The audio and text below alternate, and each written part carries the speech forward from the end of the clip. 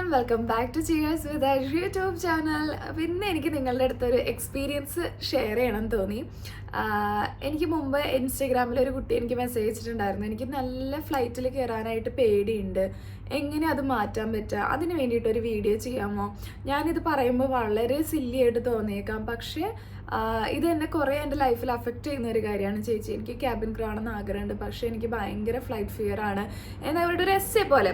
Exact story ഇപ്പം ഞാൻ അത്രയും ഓർക്കുന്നില്ല, പക്ഷെ ഞാൻ എവിടെയോ ഓർക്കുന്നുണ്ട്. ഞാൻ ആ ഒരു ഇത്രയും വലിയ പാരഗ്രാഫ് ഞാൻ ജസ്റ്റ് വെറുതെ ഇങ്ങനെ റീഡ് ചെയ്ത് പോയപ്പോൾ കണ്ടതാണ്. അപ്പം ഞാൻ ഓർത്തു, നിങ്ങളെപ്പോലെ തന്നെ ഫ്ലൈറ്റിലേക്ക് കയറാൻ നോർമലി എല്ലാവർക്കും ഒരു ചെറിയ പേടി ഉണ്ടാവുമല്ലോ, അതുപോലെ എന്തെങ്കിലും ആയിരിക്കും, ചെറിയൊരു പേടിയൊക്കെ ആയിരിക്കും എന്നൊക്കെ ഓർത്ത് ഞാനത് സ്കിപ്പ് ചെയ്തിട്ട്, ഞാൻ അങ്ങനെ പേടിക്കാനൊന്നുമില്ല എന്നുള്ള രീതിയിൽ അങ്ങ് സ്കിപ്പ് ചെയ്ത് കിട്ടും. പിന്നെ അതുപോലെ എനിക്ക് വേറൊരു കുട്ടി മെസ്സേജ് അയച്ചിട്ടുണ്ടായിരുന്നു, ഈ ഫ്ലൈറ്റിലുള്ള പേടി ഒഴിവാക്കാനായിട്ടുള്ള വീഡിയോ എന്തെങ്കിലും ചെയ്യാമോ ചേച്ചി എന്ന് വെച്ചിട്ട്. അപ്പോഴും ഞാനിത് അത്ര വലിയൊരു, കാരണം നമുക്കിപ്പോൾ ഇതൊരു യൂസ് ടു ആയ ഒരു കാര്യം ആയതുകൊണ്ട് തന്നെ നമ്മൾ അത്ര അങ്ങോട്ട് കെയർ ചെയ്യുന്നില്ല. ഇതിലിപ്പോൾ എന്തത്ര പേടിക്കാൻ എന്നൊക്കെ ഞാൻ അങ്ങനെ പറയെങ്കിലും ചെറിയൊരു പേടി എനിക്കിപ്പോഴും ഉണ്ട് ഉണ്ടായത്. എപ്പോൾ ഫ്ലൈ ചെയ്താലും ഒരു ചെറിയ പേടിയുള്ള കൂട്ടത്തിൽ തന്നെയാണ്. പക്ഷേ ഇത്രയും വേഴ്സ് ആയിട്ടുള്ളൊരു കാര്യമാണെന്ന് ഞാൻ റിയലൈസ് ചെയ്യുന്നത് ഇന്നലത്തെ ഫ്ലൈറ്റിലാണ്.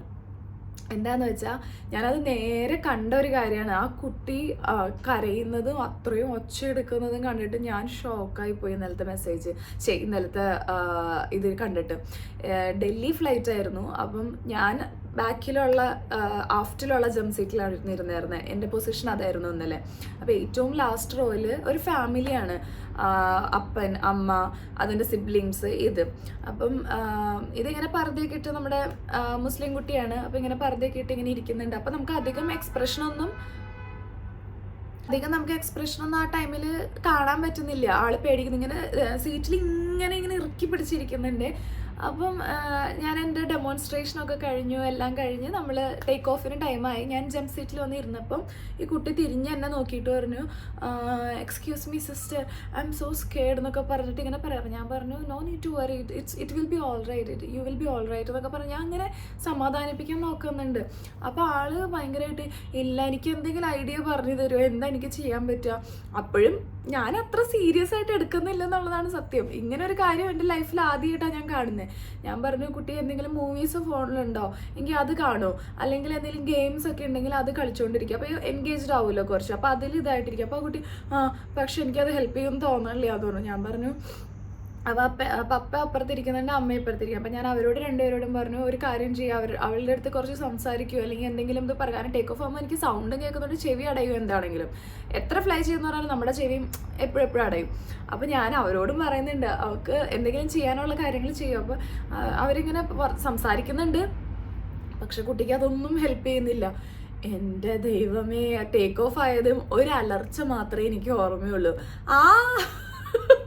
Full car. അപ്പം ഞാനിങ്ങനെ, ദൈവമേ, ഞാൻ എൻ്റെ ഇപ്പുറത്തിരിക്കുന്ന ക്രൂവിനെ ഞാൻ നോക്കണ്ടേ, കാരണം എൻ്റെ ലൈഫിൽ ഇങ്ങനെ ഞാൻ കാണുന്നത് ആദ്യമായിട്ടാണ്. ഫ്രണ്ടിലുള്ള പാസഞ്ചേഴ്സ് എല്ലാവരും തിരിഞ്ഞ് എത്തി വലിഞ്ഞ് നോക്കുന്നു, എല്ലാവരും എഴുന്നേറ്റ് നോക്കുന്നു. അപ്പം ഞാൻ ഇവരെ എഴുന്നേൽക്കുമ്പോഴേക്കും ഇരിക്കാൻ പറയാം, കാരണം ടേക്ക് ഓഫിൻ്റെ ടൈമിൽ എഴുന്നേറ്റെന്ന് അറിയാലോ, താഴെ വീഴും. അപ്പം ഞാൻ അതുകൊണ്ട് ഇവരുടെ അടുത്ത് ഇരിക്കുമെന്ന് പറയുന്നുണ്ട്, അനൗൺസ്മെൻറ്റ് ചെയ്യുന്നുണ്ട്, എല്ലാം ചെയ്യുന്നുണ്ട്. എന്നിട്ടും ഒരു രക്ഷയില്ല കേട്ടോ. എനിക്കറിയാൻ പാടില്ല, ഇവിടെ വന്നേ പിന്നെയാണ് ഇങ്ങനെ സൗണ്ട് വണ്ടികളുടെ. നിങ്ങൾക്കത് വളരെ അരോചകമാവുന്നുണ്ടെന്ന് അറിയാം, പക്ഷെ എന്ത് ചെയ്യാം.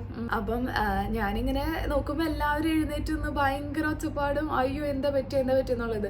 ഒരു കണക്കിന് അവരെ ശാന്തമാക്കി ഇരുത്തി. അതിനുശേഷം ടേക്ക് ഓഫ് എല്ലാം കഴിഞ്ഞു, ആളൊന്ന് ഓക്കെ ആയി, റിലാക്സ്ഡ് ആയി. ടേക്ക് ഓഫ് കഴിഞ്ഞ് ആ ഒരു ഇതിലെത്തിയപ്പോഴത്തേനും ആളൊന്ന് ഓക്കെ ആയി.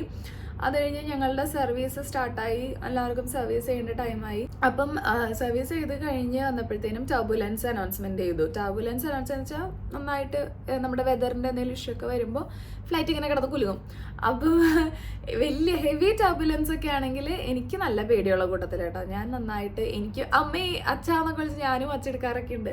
അതും എല്ലാവരും കേൾക്കുകയൊന്നുമല്ല, അടുത്തുള്ള ക്രൂ കേൾക്കാൻ മാത്രമാണ് എൻ്റെ ഒച്ചയൊക്കെ പുറത്തേക്ക് വരുള്ളൂ.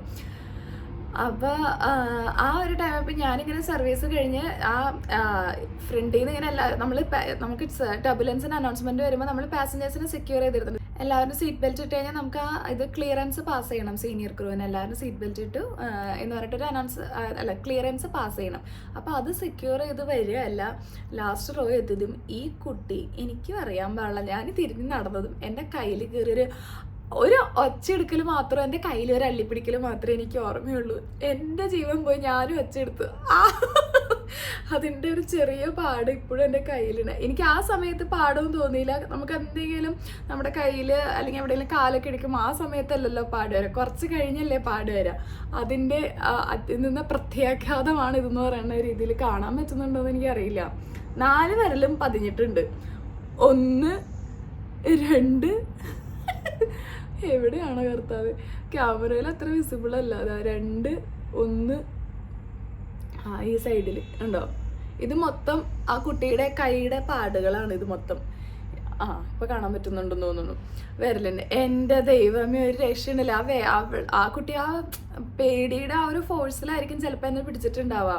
അപ്പം ഞാൻ ഓർക്കായിരുന്നു, ദൈവമേ പേടി ഉണ്ടെന്ന് പറയെങ്കിലും ഞാൻ ജസ്റ്റ് ഇങ്ങനെ അത് ഇഗ്നോർ ചെയ്ത് വിടുമായിരുന്നു ഇത്രയും നാളും. പക്ഷെ ഞാൻ എൻ്റെ എക്സ്പീരിയൻസിൽ ആ വേദനയെ ഞാൻ അനുഭവിക്കേണ്ടി വന്നപ്പോൾ എനിക്ക് മനസ്സിലായി ഇത് ചെറിയ കാര്യമല്ല എന്നുള്ളത്. ഞാനും ഒച്ചെടുത്തു. അപ്പോൾ പാസേജ് എല്ലാവരും എന്നിട്ട് തൊട്ടടുത്തിരിക്കുന്നവരൊക്കെ പറയുന്നുണ്ട് അത് കുഴപ്പമില്ല, അത് ഇങ്ങനെ വരുന്നതാണ്, അത് സാരില്ല.